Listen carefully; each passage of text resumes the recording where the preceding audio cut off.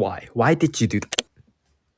No, really, think about that last choice you made. Maybe it was a big one, like deciding what university major you're gonna be in. Maybe it was a tiny microscopic one, like clicking this video. It feels like you made that choice, right? A spark of yes at the control of a meat suit staring herself through the world. But is it? Let's talk about a glass of water.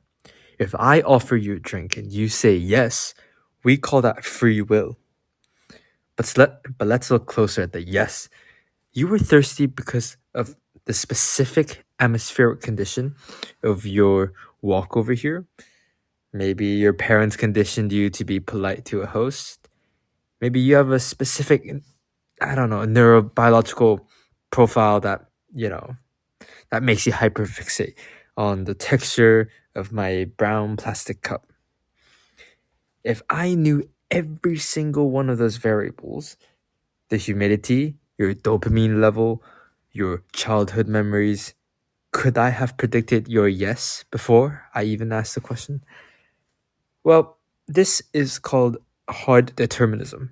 It's the idea that the universe isn't a playground. There is no free will. It's a clock. And in a clock, the gears don't choose to turn, they are just turned. In the 18th century, a philosopher, a thinker, whose name I cannot pronounce, Pierre Simon Laplace, imagined a demon. This wasn't a scary red horned monster like the devil. It was a mathematical one, which, if you ask me, would be scarier. Laplace's demon knew the exact position of momentum of every single atom in the universe. And because the laws of physics are constant, this demon wouldn't just see the present, it would see the past and the future as one static, unchangeable map. To the demon, your birth, your first heartbreak, and the exact moment you die aren't events, they are coordinates. But we don't feel like coordinates, we feel like us. And where things get fluid, that's where things get fluid, my bad. See, scientists use equations to predict the behavior of fluids, how water moves through a pipe, or how air flows over a wing. And we look at humans in large groups. We find that we obey those same equations that they use to predict how air flows and how water flows. This is crowd dynamics. When you are in a mosh pit or a packed subway, you experience something called laminar flow. You want to move left, but the mass move right. You aren't walking anymore. You are a particle in a high pressure system. If the pressure at the front of a crowd increases, a shockwave travels through the human bodies at a measurable speed. In those moments, your free will is physically overridden by the physics of the many. You are a molecule. But here is the antagonism trap. If we are all just molecules being pushed by the pressure of our biology and our environment, why do we get so angry at the person who bumps into us?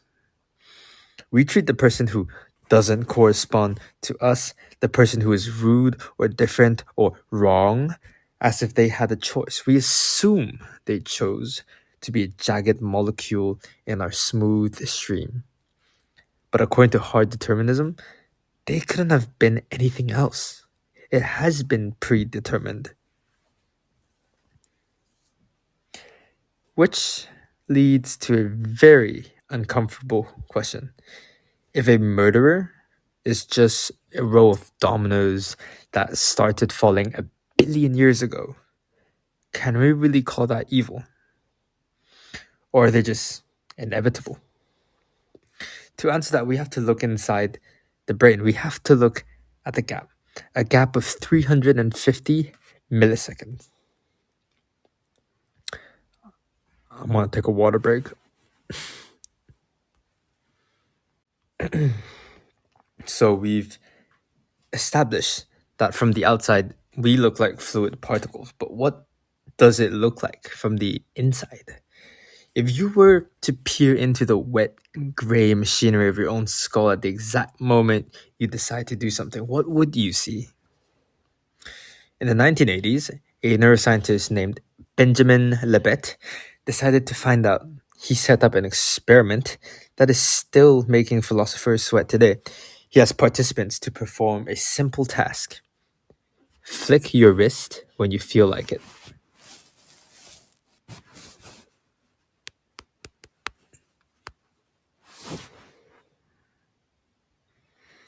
He just wanted to note the exact moment they became aware of the urge to move.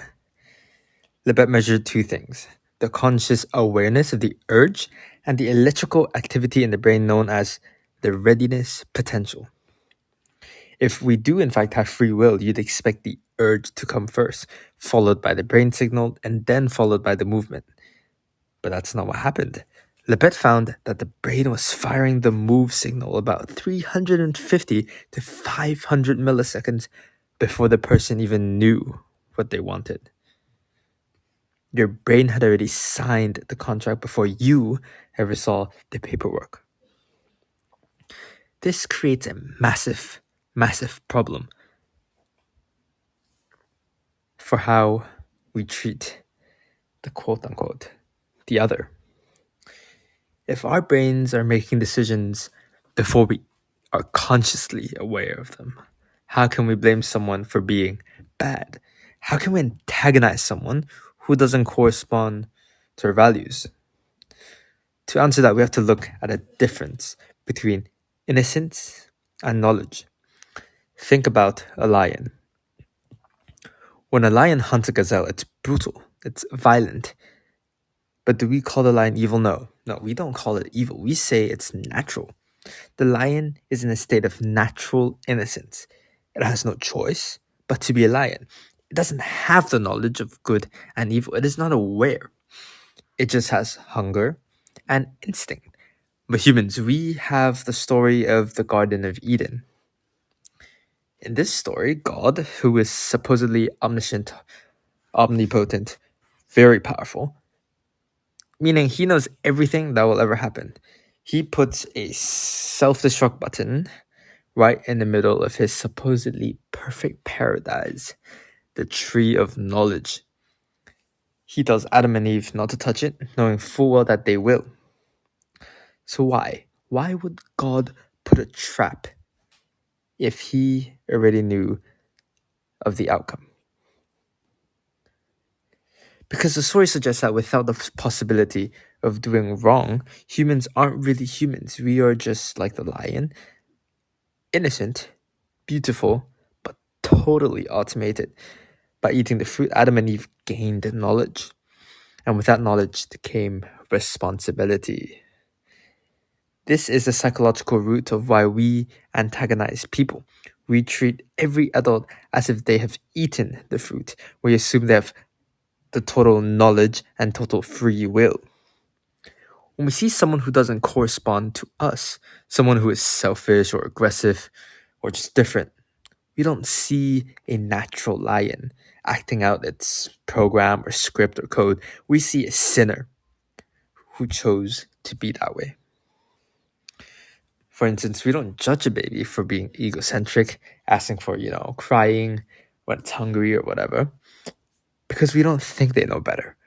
But the moment someone hits a certain age, maybe 10, maybe 18, definitely by 30, we strip away the Lebet gap. We ignore the determinism and we demand them that they should be perfect. But here's the kicker. If hard determinism is right, that egocentric adult is just a very, very old baby. They're still just a collection of dominoes falling.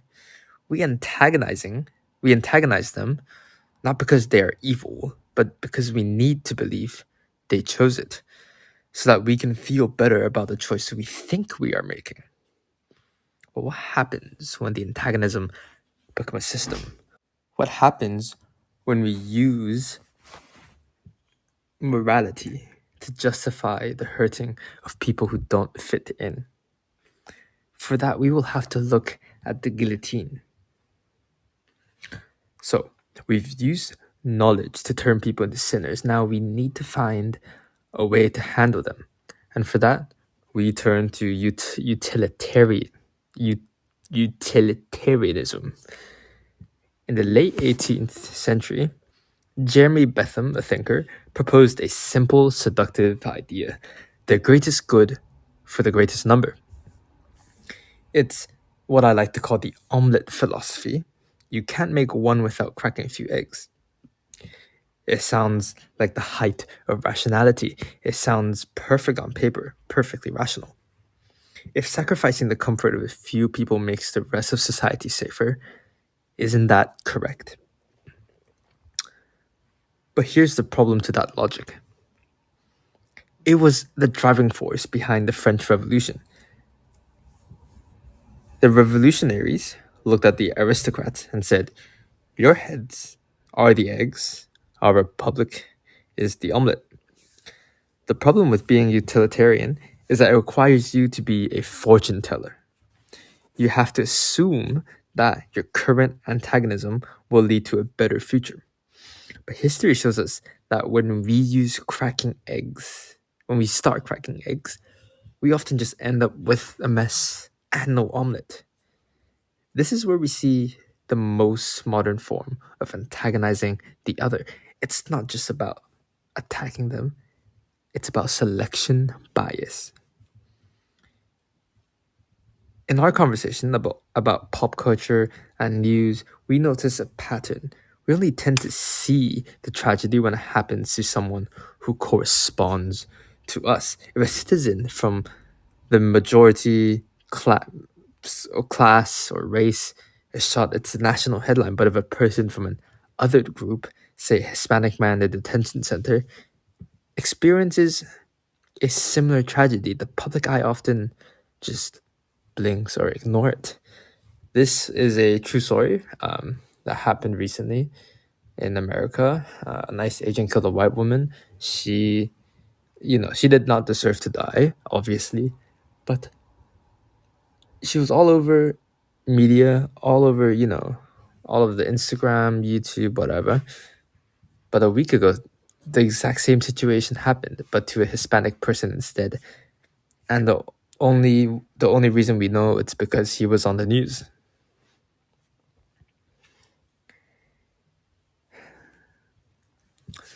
Anyways, we justify what I said through a hidden utilitarian filter. We tell ourselves the system is generally working for people like me, so those other cases must be outliers. We treat the other as a statistical necessity for our own stability. But another philosopher, Hannah Arendt, said famously, explored in her works on the banality of evil, you don't have to be a monster to participate in horror. You just have to be a bystander. If you live in a society that ignores the other to maintain the comfort of the greatest number, are you still innocent? If the wave of the crowd is carrying you towards a cliff and you're just going with the flow while others are being crushed beneath the water, are you a molecule or are you an accomplice? We like to think of our legal system as, the backbone of justice. But if you look at the punitive versus rehabilitative model, you see the truth. In the US, jail is often a place of fear. Violence, assault, the gangster archetype we see in movies. We want people to fear doing wrong. We want to punish the other because we believe it protects us. But if determinism is true, if that person was pushed into that crime by a billion falling dominoes over poverty, trauma, and brain chemistry, then a punitive prison isn't justice. It's a state sanctioned revenge. It's the us group antagonizing the them group because we're afraid to admit that under the right pressure, we would be the ones in the cell. So if we're molecules in a wave and the wave are being pushed by history of violence and selection bias, where does this leave us? Right here, right now. Well, in the mid 20th century, another French philosopher whose name I'm going to butcher, Jean Paul Sartre, he sat in a French cafe and wrote that, quote, man is condemned to be free, unquote. It's a strange word to use, condemned. Usually we think of freedom as a gift, but Sartre argued that because there is no preset script, no God given essence that tells us who we are before we exist, we are forced to make ourselves up as we go. We're like actors who have been pushed onto a stage with no lines, no director, and no idea what the play is about. This creates a terrifying psychological way called anguish. To escape this anguish, we do something Sartre called bad faith. We pretend we don't have a choice. We say, I'm just doing my job, or that's just the way the world is, or I'm antagonizing the other because my religion or my political party told me to. We use the other as a shield. If we can point at someone else and say they are the problem, we don't have to look at the terrifying emptiness of our own freedom. But then there's the bystander effect. In your what was I think? Yeah, psychologically, this is known as diffusion of responsibility. In a large group, if someone is being antagonized or hurt, we look around at the other molecules in the wave. If they aren't moving to help, we don't move either. We assume someone else, the system, the government, the director will handle it. But there is no director. There's only the wave. By accepting hard determinism, the other is a victim of their consequences. Their circumstances. But if we accept existentialism, we are responsible for how we respond to those circumstances. It's a paradox. We are simultaneously falling dominoes and the hands that can choose to reach out and stop the next domino from hitting someone. So, what is the correct way to live? If the universe is deterministic, then every other you have ever antagonized was essentially destined to be who they are. If you hate them for it, you are essentially yelling at a storm for being wet. It's a waste of your finite energy. And if the universe is absurd, if there is no grand meaning, then our antagonism is even more ridiculous. We are like two people arguing over who owns a seat on a sinking ship. This brings us back to Albert Camus and his absurd hero Sisyphus. Sisyphus knows the rock is going to roll back down. He knows his work is, quote, useless.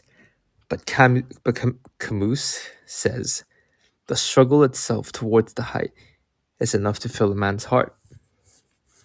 When we stop antagonizing the other, we aren't doing it because they deserve it or because they're right. We do it because we recognize that they are also Sisyphus. They are also pushing a rock up a hill that they didn't ask for, in a body they didn't choose, in a world that often doesn't care. If we move from punitive mindset, where we hurt people because they don't correspond to us, to a rehabilitative one, we aren't just helping them, we are helping ourselves. We are acknowledging that the self and the other are made of the exact same stardust, governed by the exact same laws of physics that was born 14 billion years ago. The yes you said to that glass of water might have been determined billions of years ago. But the quality of your life, how you treat the people who don't fit into your script, is the only thing that makes the movie worth watching. We are all particles, we are all fluid, but for a brief 350 millisecond window, we can choose to be a part of the wave that carries people instead of the one that crashes over them. That's it. Thank you for listening. My mouth is extremely dry, and I'm gonna drink my cup of water that was predetermined.